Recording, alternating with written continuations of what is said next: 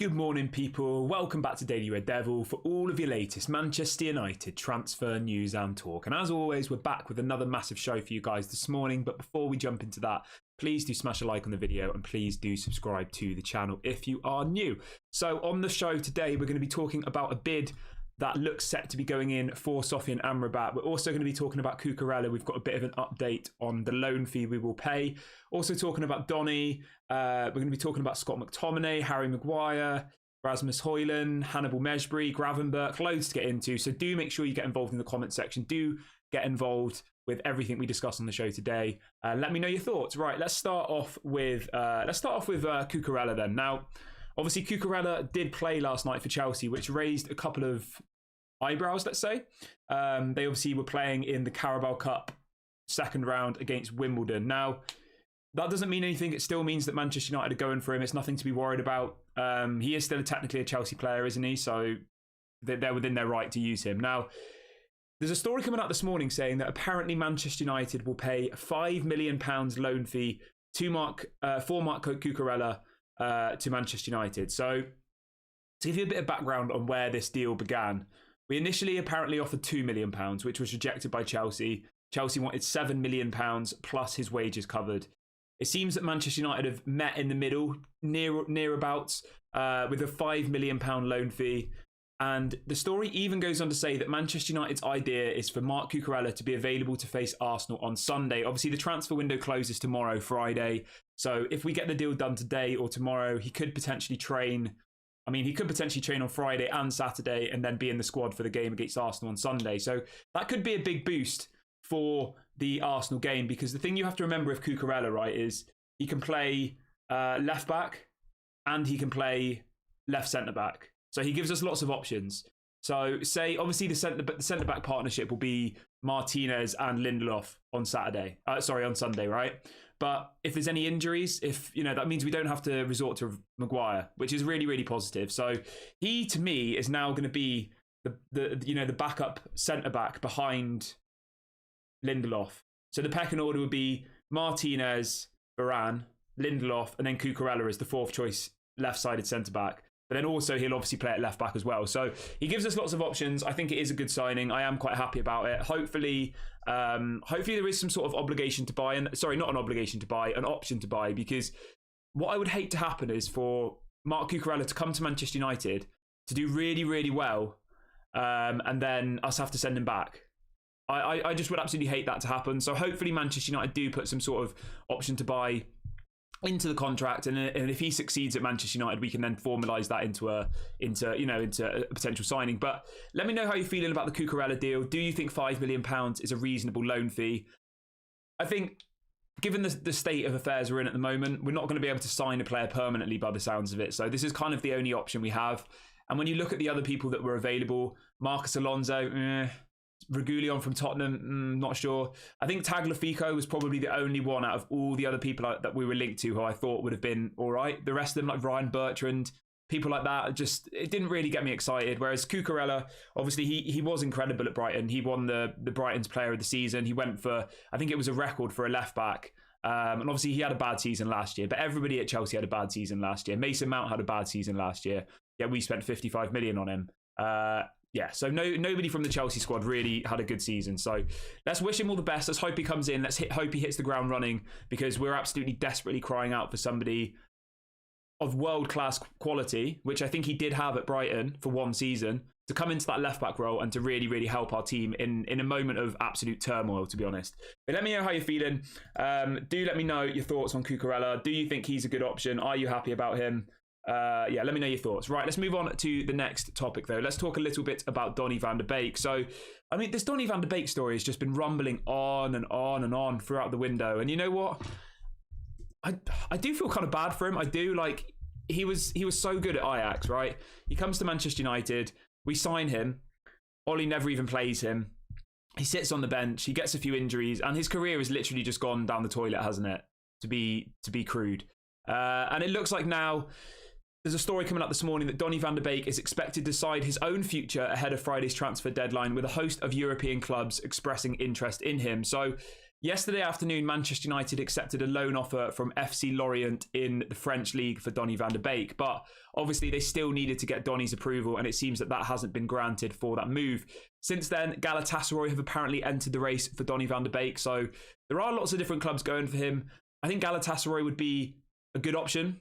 Laurie Whitwell says Galatasaray have approached Manchester United about a deal for Donny van de Beek. Lorient are also interested, but Galatasaray are more advanced as it stands. And you know what? I just really, really hope that this is a permanent sale for Donny.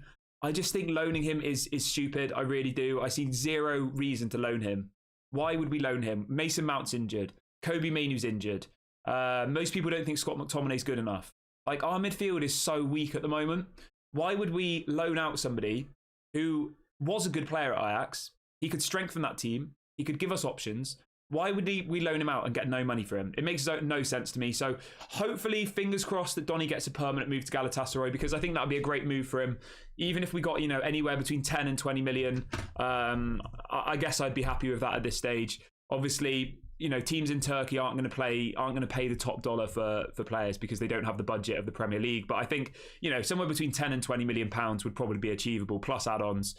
We paid 39 million euros for him a couple of seasons ago, didn't we? It was about 30 million pounds at the time. Obviously, the exchange rate's changed since then. So obviously, we're going to make a loss on him, but we make a loss on every single signing we ever do. We never buy anybody and turn them over for profit. So it's just something we've got to get used to at the moment until we get new owners, until we get new people doing the deals, new director of footballs, new CEOs.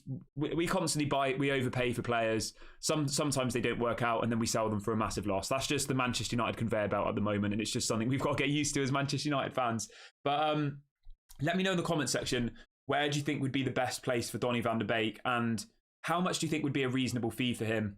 And do you think it's going to be a straight purchase? Do you think it's going to be a loan? Let me know what your thoughts are.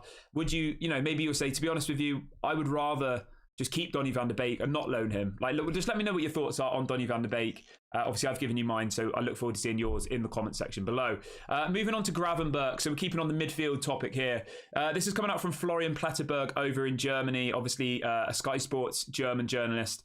Very, very good, obviously, around the Bundesliga. And he is reporting that the feeling is that FC Bayern demands around 30 million euros for Ryan Gravenberch. He goes on to say that negotiations between Bayern Munich and Liverpool are ongoing. Liverpool definitely want him. There's no total agreement between Liverpool and Gravenberch yet.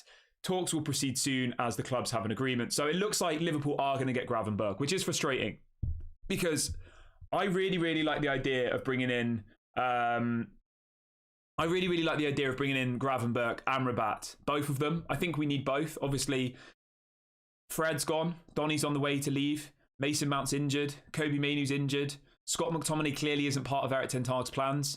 So when you look at our midfield options versus 6 months ago, even if you look at Sabitzer, he's gone as well. Sabitzer, Fred, Donny. Obviously, McTominay doesn't seem to be part of the plans. Mason Mount's injured. Kobe Mainoo's injured. Our midfield is weak at the moment. So I honestly do think we need two midfielders. And I would have said that from the beginning of the window. I would have said our priority should be a really, really good number 6, a quality CDM.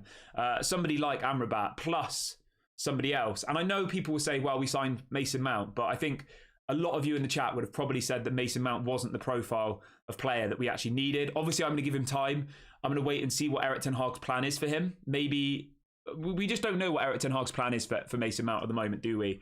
I think Eric wants to play Mason Mount, Casemiro and Bruno, but I just don't really think that works at the moment. I'm not saying it won't ever work, but from those first 2 games against Wolves and against Tottenham, our midfield got completely sliced through, didn't it, when we played those 3? And I'm just not sure whether in the Premier League, unless you're Manchester City, who is a very well-oiled machine, can you play 2 attacking midfielders and then just have only 1 CDM? I don't think you can, because every other team usually plays with 2 CDMs, don't they? Or 2 more defensive midfielders. So I think it is a little bit of a risk. We've got a super chat coming in here from V33. He says, thank you for your contribution, by the way, my friend. He says, I'm a fan since 1994 and 29 years later, my club is dying. I'm a fan since 1994 as well, mate. I am. And yeah, I hear you, mate. I do. The season's only just begun, all right? So let's try and stay positive. There's no point being all doom and gloom at this point. I understand it's frustrating. I understand the lack of transfers is annoying. I understand that the injury crisis is worrying. There's so many things to be worried about at the moment. But I still do have this feeling, right, that the reason we're doing all these loans is because there must be something going on behind the scenes, that the Glazers have said, we're not releasing any more money, we're leaving the club. You can bring in some loan people, because you think about it, right? With loans, you're usually just covering the other team's wages, right? So if you bring in Cucurella, yes, you might pay a £5 million loan fee, but a £5 million loan fee is a lot less than going and bringing in a player of Cucurella's quality as a permanent transfer. Do you see where I'm going with this? Like, if Manchester United were like, right, we're going to go and buy, I don't know, we're going to go and buy Tagliafico from Lyon, right? They're going to want 20-30 million for him probably, aren't they? It's way cheaper to bring in somebody on loan than it is to do a permanent transfer. And I honestly do just think that this is just the Glazers' final moment, if you like. And I think they will go, I do. And I think that's why they haven't bought any more players. Because as I said on my video yesterday, the last signing we made was at the beginning of August. We haven't signed anybody for about a month. Yet we've let go of Matic Kovar, Dean Henderson, Elanga, Noam Emran, Zidane Iqbal, Fred. We've let go of like 6 players since we last signed a player. And that says something to me. That screams something to me, because Manchester United usually do spend a lot of money, and our net spend is only around £100 million at the moment, and it doesn't look like we're going to spend any more on permanent deals now. It looks like what we have is what we have. We might get some loans in. We might get Amrabat on with a loan with an obligation to buy, which we'll talk about in a minute. But yeah, that's my theory on it. Obviously, let me know what you think in the comment section. Do you think that maybe the Glazers have agreed to sell the club and have ultimately said, we're not spending any more money? We refuse to spend any more money, but we'll give you some money for some loans. I think that's what's going on, but that's just my theory. I haven't, got that from anywhere else. So don't take my word for it. Obviously, you've got to make your own decisions up for these types of things. But let me know what your thoughts are on the current situation. Moving over to, and also let me know what you think about Ryan Gravenberch. Are you upset that it looks like he's going to Liverpool? Is he somebody you wanted at Manchester United? Let me know your thoughts. Now, moving over to some outgoings really, really quickly. We've got an update on Hannibal Mejbri, who again is somebody that I think has the potential to at least be on the bench and be a squad player. I'm not sure whether he's ready to be starting in the Premier League yet, personally, as much as I do like him. So there's a story coming out from Laurie Whitwell saying that Sevilla and Everton have apparently been in touch with Manchester United over a deal for Hannibal Mejbri. It goes on to say that United may accept a loan, but he could also stay. Now, I think loaning at Hannibal would be an interesting idea. Loaning him to Sevilla or Everton, that's a big, big move for somebody. I mean, I want to say he's young, but he probably isn't even very young anymore, is he? Let me have a look. How young is he?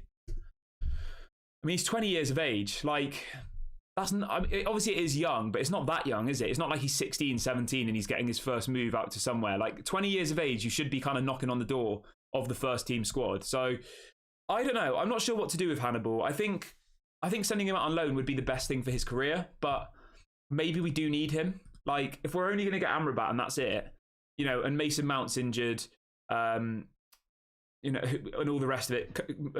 What's he called? Mainu's injured and all the rest of it. Like, I'm not sure that loaning out Hannibal is a sensible idea, but let me know what you think about that one. Do you think Manchester United should loan out Hannibal? I will say this, though, that the options that they do have, Sevilla and Everton, that would be a quality move. It's not like he's being loaned out to the Dutch league or to some other league where he's not really going to get proper experience. Like going on loan to Everton, fighting for relegation, that would be a massive, massive bit of experience for that player. But let me know what you think about Hannibal. Is he good enough to start in the Premier League, do you think? Is he good enough to be playing in the League Cup games?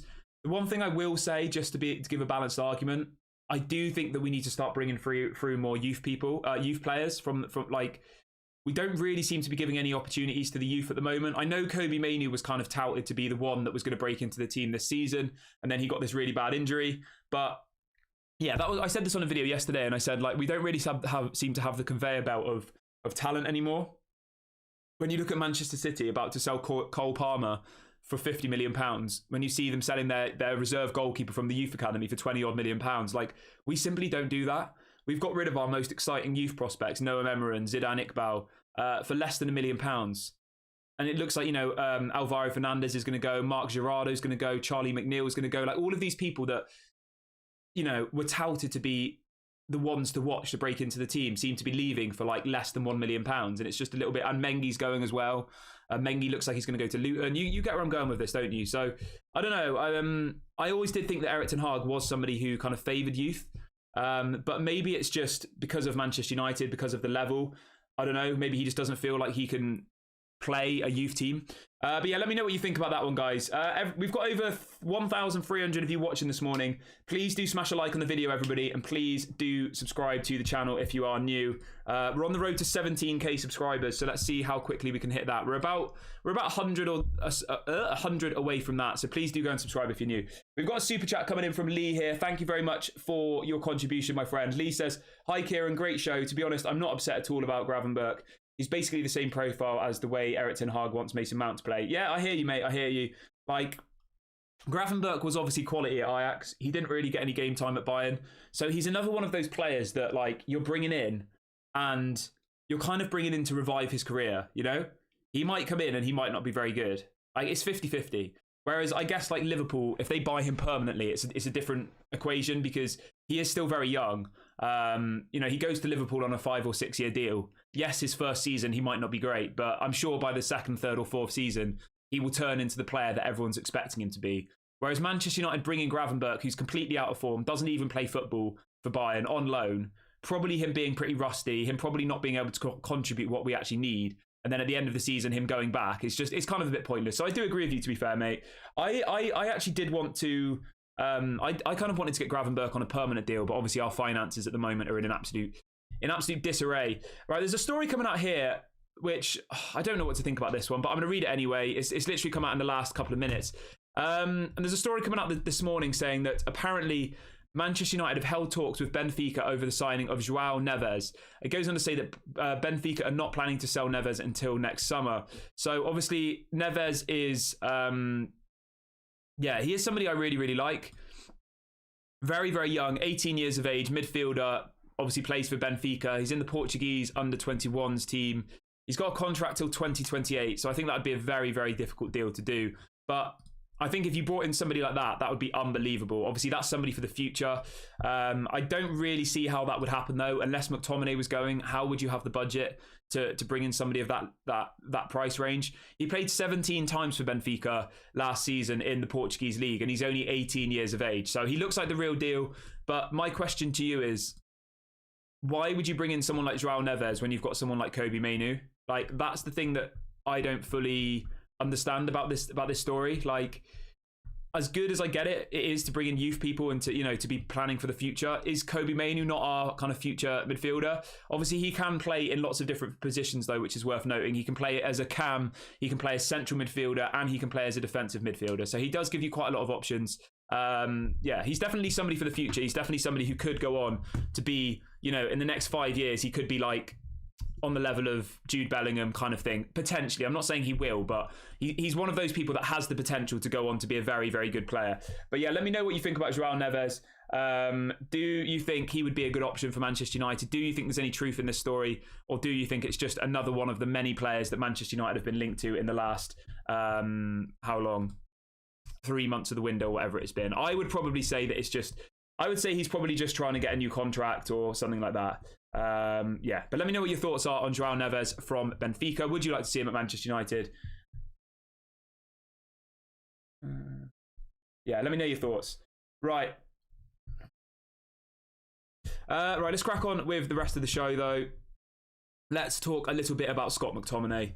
So we've got a story coming out from Plättigol over in Germany, Florian Plettenberg on Twitter, obviously, again, the Sky Sports journalist, and he is reporting in the last couple of hours that Scott McTominay will not be joining FC Bayern. So it looks like the dream is over.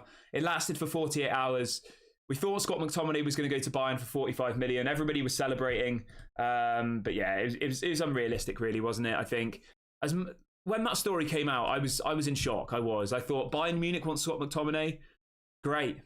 But it looks like Bayern Munich are now going to buy Paulinho from Fulham. Now, I know this is somebody that a lot of you in the chat really, really wanted to see at Manchester United, me included. I think he's an absolutely quality player, Paulinho. Apparently, he's going to move to Bayern for somewhere around 60 million euros. So, yeah, it looks like the dream of McTominay going is over. And they are now about to launch a bid for Joao Paulinho from Fulham. This obviously now will mean that McTominay will stay, unless something crazy happens in the final days of the window. But I would be very, very surprised if if he goes. Sean does say in the chat though, this is a good point actually. Sean says McTominay would be a good replacement for Nunez at Wolves. So obviously, if anybody is unaware, Mateus Nunez from Wolves is on the brink of signing for Manchester City from Wolves. And I do agree with you, mate. I do. And Wolves will obviously now be looking for a replacement. They've got him for 55 million euros. So maybe Wolves come knocking on the door for Scott McTominay. That would be a good move for both people, I think. But yeah, let me know what you think about that one. Yeah, let me know what you think. Do you think Scott McTominay will still be here at the end of the window? Are you surprised that the Bayern deal has fallen through or hasn't materialised?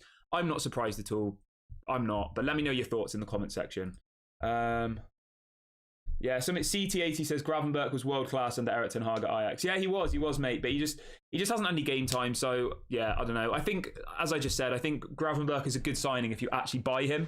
I think taking him on loan is a little bit, I don't want to say pointless, but he hasn't played any football for like a year. So is he really going to be able to come in and offer us what we need immediately? Probably not. I mean, it's potential. Right, let's move over to Sofian Amrabat. We have some news for you on Amrabat. Right, this is coming out from Fabrizio Romano, and he is reporting this morning that Manchester United are now preparing a formal bid for Sofian Amrabat. Okay, great. And he also says that Fiorentina could be open to a loan deal, but it would have to include an obligation to buy based on conditions. So it does look like a loan is still an option. Obviously, Amrabat only has 1 year left on his contract. So it didn't really make much sense when these loan talks were being tabled, because why would they loan him out for 1 year and then his contract expire? I think he does have the option for an extra year, actually. But still, the loan move was probably the most stupid transfer bit of news I've heard all window, literally. Just to rub a bit of salt in the wounds as well, there's been a bit of clarity from The Athletic this morning on what the loan offer was, all right? So apparently Manchester United offered 2 million euros, so it wasn't even pounds, so it was 2 million euros, and it was going to be paid in 2 different installments, one up front, and then the other one was going to be paid in January.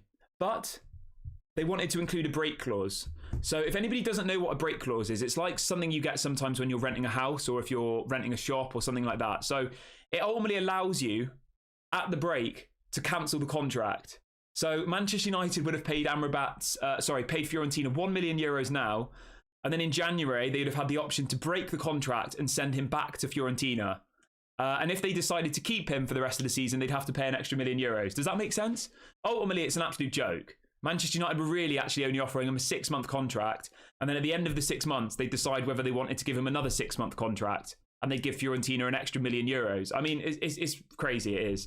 Obviously, they rejected that. But there is another story coming out as well, just in the last couple of minutes. And this is a positive one. It says, Amrabat has now been given the green light by Fiorentina to travel to Manchester for talks and a medical. So, obviously, the transfer window ends tomorrow. Like, he needs to be on a plane today, really. Obviously, he could do it tomorrow, but the transfer window closes at 11 o'clock tomorrow night. He needs to be flying to the UK today, and that has to happen. It does. But yeah, let me know what you think. Do you think this Amrabat deal is going to happen? Do you think it's just another one that's just going to drag on and on and on? We'll probably still be talking about it in a week's time when the window's closed. It will be Amrabat bid going in, and everyone's going to be sat there scratching their head saying, but the window's closed. How are we going to put in a bid for Amrabat? You know what it's like with Manchester United. But yeah, so it does look like this deal is going to progress. Fabrizio said that he does look like he's now going to travel to Manchester for his medical and for talks, and a deal will most likely be agreed. But it looks like it will either be a loan with an obligation to buy or just a straight purchase. So we'll have to wait and see what happens with that one. My hope is that it's a loan with an obligation to buy, because at least then that way it frees up a little bit more money for us to then spend on players this window, doesn't it? Mark says, Kieran, if we get Amrabat, do we lose him for African Cup of Nations duties for Morocco? Yes, we would. Yeah, I believe so. Yeah, he's in the Moroccan team. So yeah, we would lose both Amrabat, and we would also lose, what's he called, Onana. Yeah, we'd lose both of them. So that is frustrating. It is something to worry about, and that's why I've said to you many times that we need 2 midfielders, because yeah. Somebody says, is Weghorst free? I'm asking for a friend. Mate, I don't think Weghorst is free. I think he's gone somewhere else. So no Weghorst for you. No Weggy. Where is Weghorst these days? Let me have a look for you. I think he went back to Turkey, I think. Oh no, he's in Germany now. He's playing for... Does anybody miss Weghorst? I do a little bit. I do. I know he wasn't very good, but he was always a very happy chap, wasn't he? Yeah, he's at Hoffenheim, apparently, over in Germany. What we've got? We've got over 1,700 of you watching the show today, guys. Please do smash a like on the video. Please do subscribe to the channel. And please do let me know in the comment section if you miss Weghorst. Because I do miss Weghorst. I'm joking, obviously. But I'm just trying to have a bit of fun with you this morning. I know everyone's feeling a bit miserable, so... Let's all, let's all have a bit of a laugh. Let's try anyway, innit? That's what we're here for. Right, let's move on to the next story, though, because I'm not here to be a comedian. Although, I'd say I could be if you want me to, but I'm probably not gonna. Right, let's move on to Rasmus Hojlund. Now, this is a big boost. This is coming out from Paul Hurst in the UK this morning, saying that Rasmus Hojlund has trained with the Manchester United teammates this week and is on course to make his debut against Arsenal on Sunday. So that is a massive, massive boost. We finally got our striker. Our 60 million pound striker is finally available to play. He's been training on the grass with the rest of the team in proper training. So that's not him playing on his own, that's with the rest of the squad, actual proper training. So that's really, really good. And you know what? If he's able to start, I would start him. We've got the highest XG in the Premier League. I think our XG is about 7.5 goals. Yet we've only scored... we scored 4 goals so far. So we should have scored about 7 or 8 goals this season if we actually had a striker who could finish their chances. So for me, it's absolutely essential that you stick you stick Rasmus Hojlund at least on the bench for the game against Arsenal, because that's going to be a very, very difficult game. Very, very difficult game. But let me know your thoughts.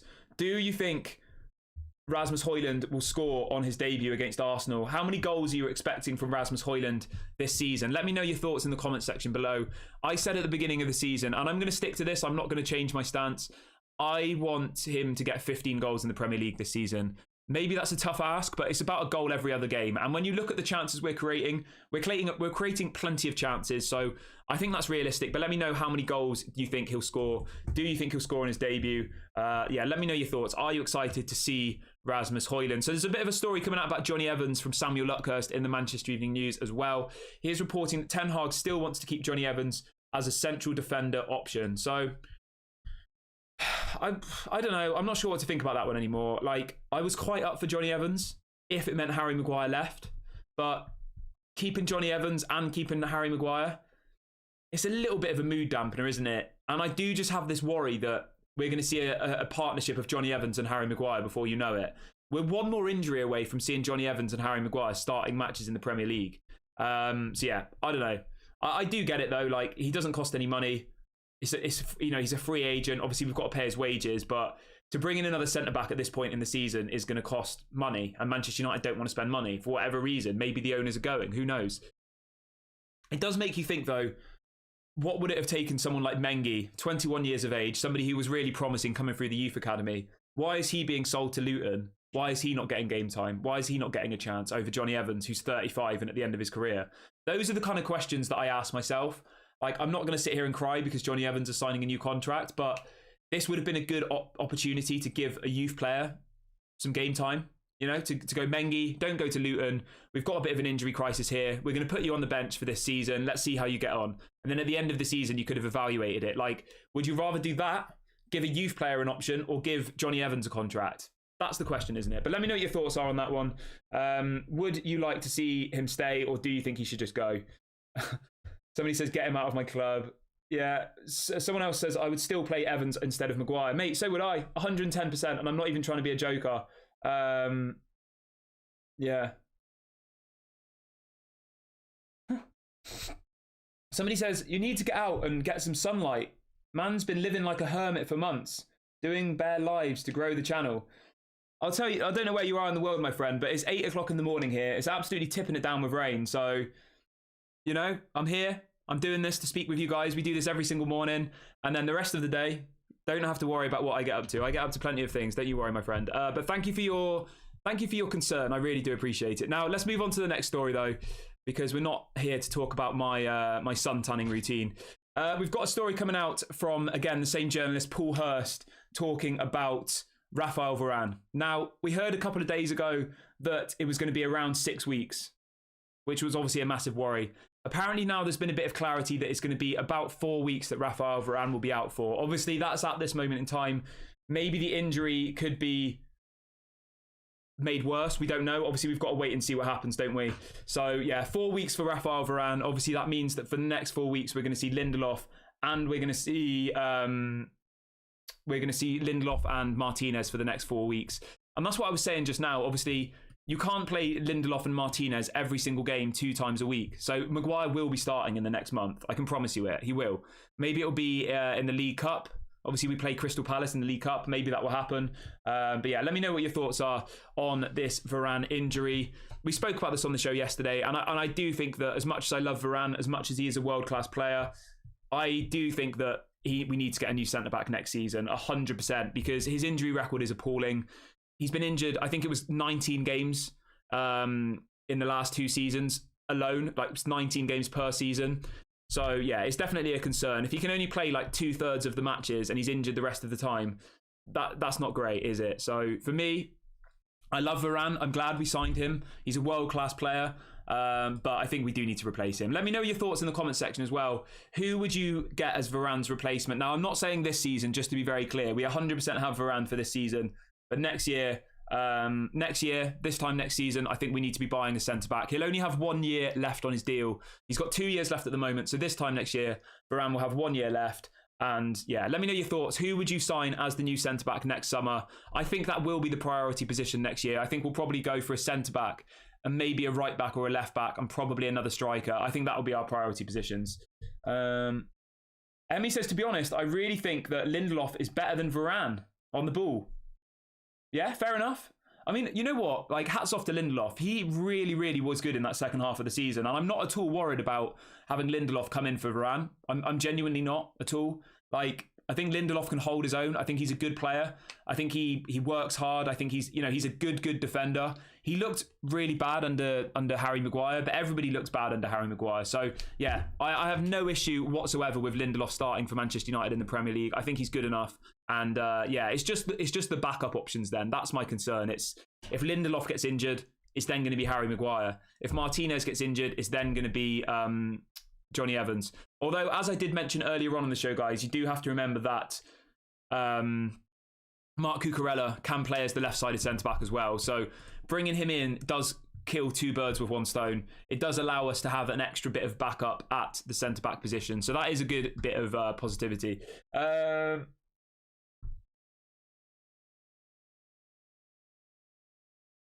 I'll read out a couple of your questions in a minute as well. So if you do have any questions, put them in the live chat, put the letter Q in front of your message, and I will read them out in a minute. Right, where are we? Let's crack on with the rest of the show, though. Okay. Some things which we are expecting to be announced today, by the way, just really, really quickly. I know everyone's bored of this story, but Dean Henderson will be announced as a Crystal Palace player today. The medical has been done. The deal's worth £15 million plus around £5 million in add-ons, and then obviously Altay Bayindir will be announced as the new Manchester United backup goalkeeper. You know what? I feel quite bad for him. He's been at Carrington since Saturday. Like, he was doing his medical at Carrington on Saturday, Altay Bayindir. Do you reckon he's still there? Do you reckon they've put up like a little camping bed for him somewhere in like the canteen or something? Do you think he's just there waiting to be told whether he's going to be signed or not?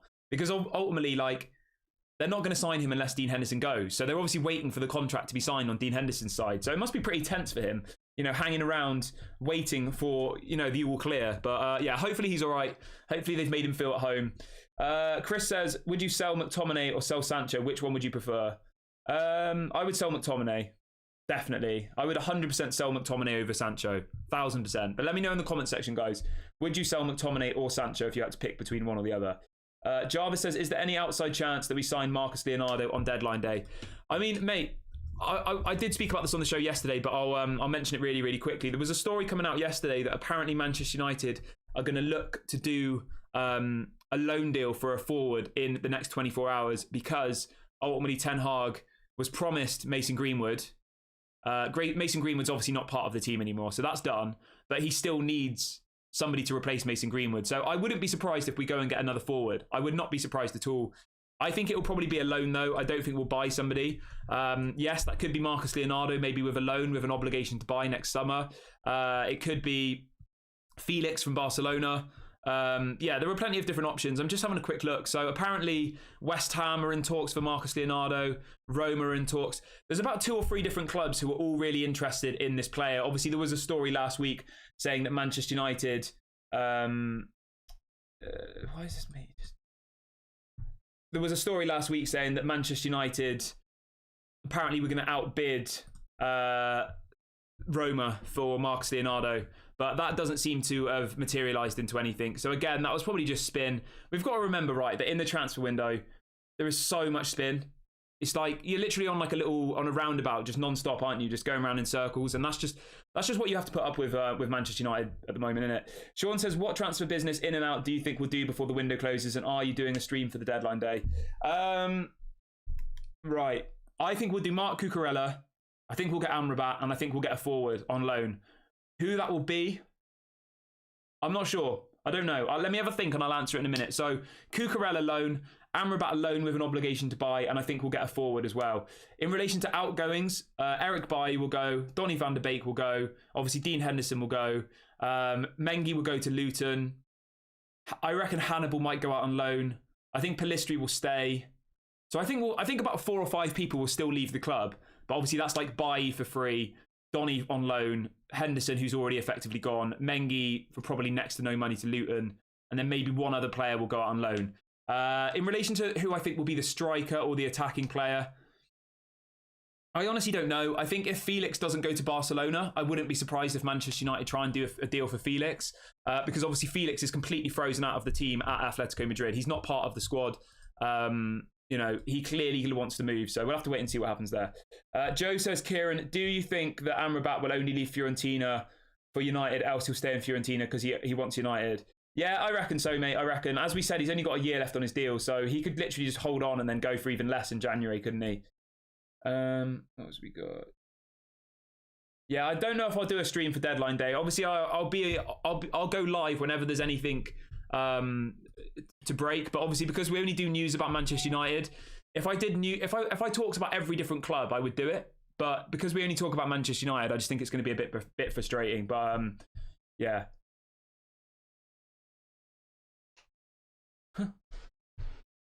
Anthony says our management is a joke. Look bright, and they have good recruitment team. Even Arsenal have players who can play 2 or 3 positions. Is there any money left to buy players, or are they all looking for loans? I think that we're just looking for loans now. I think it's going to be loans, maybe with obligations to buy. So it could be Amrabat loan with an obligation to buy. That seems to be what we're doing. And as I said to you earlier on in the stream, we've been constantly told about financial fair play, but I think it's rubbish. I do. I think it's a load of rubbish. If Chelsea can spend $1 billion in 1 year, how are we only able to spend 100 million? I did see someone talking about this actually as well, though, just to give you a bit of a fair argument. Apparently, the reason why financial fair play is different for the top 4 teams is because of the new UEFA regulations surrounding financial fair play. So the thing you have to remember is, right, Chelsea aren't in any UEFA competitions. They're not in the Champions League. So financial fair play is different for Chelsea versus what it is for Manchester United, because there's these new rules that came in. I think it was in June. Yeah, I'm just having a look here. UEFA brought in some new rules this season, which you can only lose a certain amount of money each year. So Chelsea are going to need to really, really sort it out if they get into the Champions League next season, pretty much. They've put themselves in a difficult position. Whereas Manchester United, we are in the Champions League now, and we do have to abide by these new rules. So, yeah. Right, I'll read out a couple more questions quickly. Somebody says, Fabrizio called out that £2 million loan story for Amrabat as bull. I mean, you know what? What I don't understand, right, is in the transfer window, okay? You have, I think we had 5 or 6 different, we had Laurie Whitwell, David Ornstein, The Athletic. We had 5 or 6 of the most credible journalists in world football saying that Manchester United had put in a loan offer for Amrabat, right? You had DiMarzio, you had the Alfredo Padula guy, you had, obviously, David Ornstein, Laurie Whitwell. All of these people saying that a loan offer went in. And then an hour later, you get Fabrizio saying a loan offer didn't go in. I mean, it's so difficult to know what to believe. Because I would say Laurie Whitwell's legit. I would say David Ornstein's legit. I would say DiMarzio's good around Italian stories. That Alfredo Padula guy's been good. And it's like, it's so hard to work out what's right and what's wrong. Like, it is difficult, isn't it? And the thing you have to remember, right, on this channel is, okay, just to be very, very clear as a disclaimer, This is a news channel. We bring you news and we talk about the news. I don't sit here and say that I've just spoken to Amrabat and he's told me that a loan offer's been put in. We always tell you where the sources come from, right? And then we discuss it. That's the whole point of this channel. I'm not a journalist. I'm just a Manchester United fan who talks about football. So yeah, that's just, I just wanted to mention that because I think some people kind of forget that sometimes and think that I'm Fabrizio's nemesis and that I'm some football journalist. I'm not a journalist. I'm just a football fan who talks about football. So yeah, I just wanted to mention that quickly. Fred says, do you think any lone player would improve our squad, Kieran? Yeah, I think Cucurella would. I think Fabrizio would. I think, who else? Gravenberg. Yeah, there's plenty of loan options available. It's just whether we would do it or not.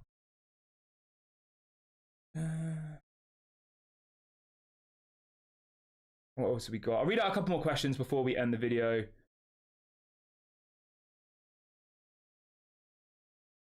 Anonymous Chuck says, isn't it better to keep Eric Bailly 29 years of age instead of keeping Johnny Evans? I mean, I would agree with you, mate. I just think that maybe something's happened behind the scenes with Eric Bailly and the club, because he's completely been frozen out of the team. He's not part of the squad whatsoever. Yeah. Yeah, I don't know, mate. I honestly don't know. I don't know why Eric Bailly's not been given a chance.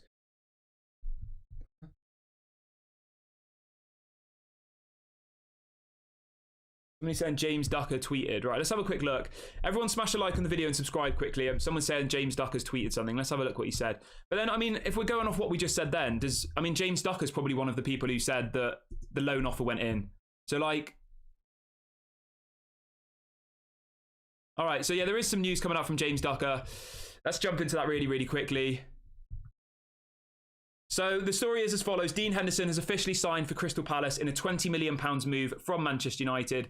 The England keeper has signed a 5-year deal and expects to be Palace's #1 goalkeeper. Now, I just want to fact check this story, because is he saying that we've got £20 million up front for Dean Henderson? Because if we have, that's great, because for the last 2 or 3 weeks, it's been 15 million has been what's been said. It says a deal worth 20 million. I mean, does that mean 20 million including add-ons, or does that mean 20 million up front?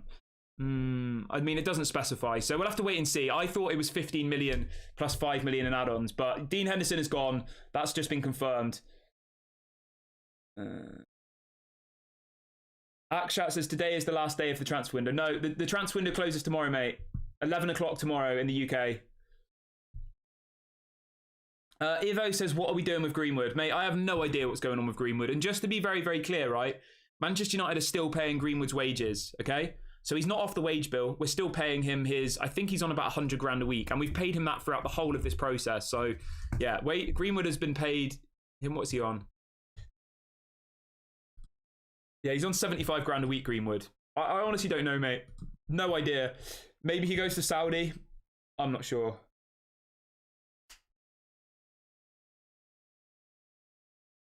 Right, I'm going to wrap the show up here, guys. Thank you so much to everyone who's watched the show this morning.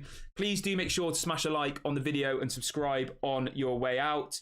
I will be back live at 6 o'clock today for another one of these, longer interactive shows. If anything breaks during the day, we do always go live. So make sure you hit the notification bell, and I'll catch you all later.